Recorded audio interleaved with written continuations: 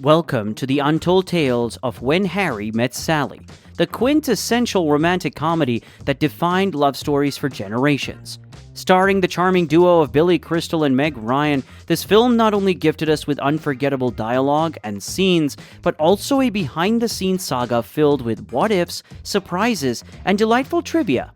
From near-miss casting calls to improvised genius, join us as we peel back the curtain on the making of a movie that continues to enchant and amuse. So before we spill the secrets behind the laughter and love, make sure you hit subscribe for more stories that connect you to your favorite flicks. Champagne for the winning title. Choosing the right title for a movie can be as tricky as deciding on the perfect ending. For When Harry Met Sally, it was a real head-scratcher. Nora Ephron, the scriptwriter, threw around a bunch of ideas like How They Met and Boy Meets Girl, but none of them stuck. Can you believe Just Friends and Words of Love were also contenders? Rob Reiner even turned it into a game, running contests on set to find the best title, with a case of champagne as the prize for the winning suggestion. In the end, they landed on When Harry Met Sally. The ellipsis hinting that there's more beneath the surface. It's a title that leaves you curious, promising more than just an ordinary love story. Harry and Sally nearly had different actors. Imagine a world where Albert Brooks, Tom Hanks, or Michael Keaton ended up as Harry instead of Billy Crystal. Yep, those were the original contenders. But schedules clashed, especially for Keaton, who was off being Batman. And Sally? She could have been Susan Day, Elizabeth Perkins, Elizabeth McGovern, or even Molly Ringwald. The cast could have gone in so many directions, yet it's tough to picture anyone but Meg Ryan delivering those iconic lines with the perfect blend of charm and wit. It's one of those what-if scenarios in Hollywood that makes you appreciate the magic of casting. Real-life love rewrote the original ending. Rob Reiner, who directed the movie, wasn't exactly a believer in fairy tale endings, especially since he'd just gone through a divorce. The original plan for When Harry Met Sally had the two main characters going their separate ways. But then something changed.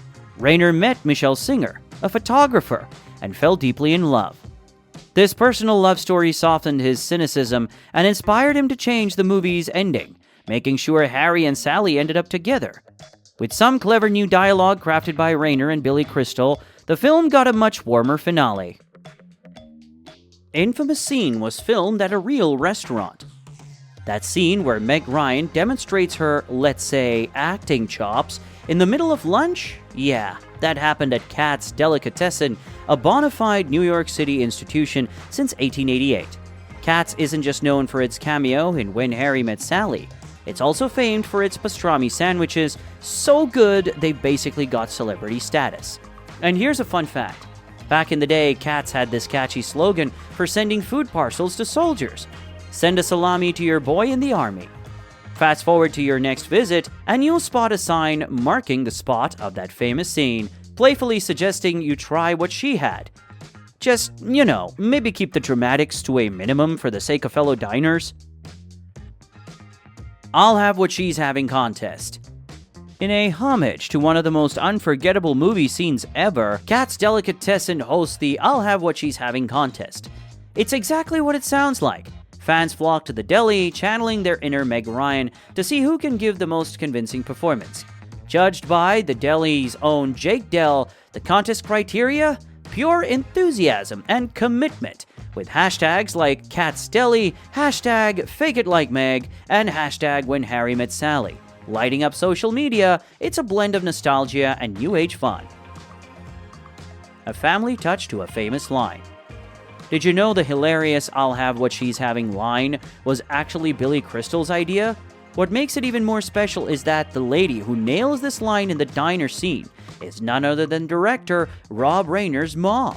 It's a fun mix of genius idea and family involvement that adds a unique touch to one of the movie's most unforgettable moments. Wandering Napkin. Staying on the iconic scene at Katz's Deli, there's a little continuity hiccup that sharp-eyed fans might have caught.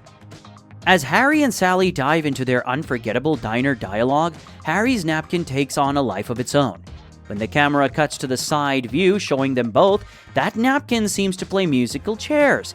Sometimes there, sometimes not. and often in a totally new spot. It's a quirky reminder that even in the most meticulously planned scenes, some details just have a mind of their own.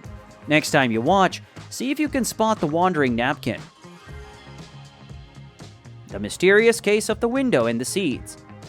In another delightful snag, let's turn our attention to the first car ride scene. Here, Harry, ever the character, decides to spit seeds out the window. However, eagle-eyed viewers will notice a quirky inconsistency. In one shot, we see Harry supposedly spitting seeds to the freedom of the open road. But cut to the exterior view of the car, and voila!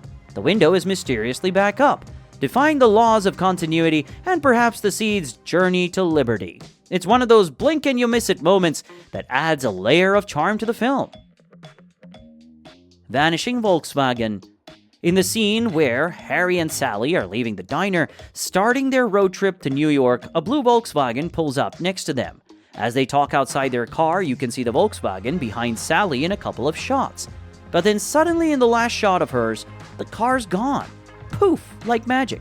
It's one of those funny little mistakes in movies that make you wonder if there's a ghost car driving around.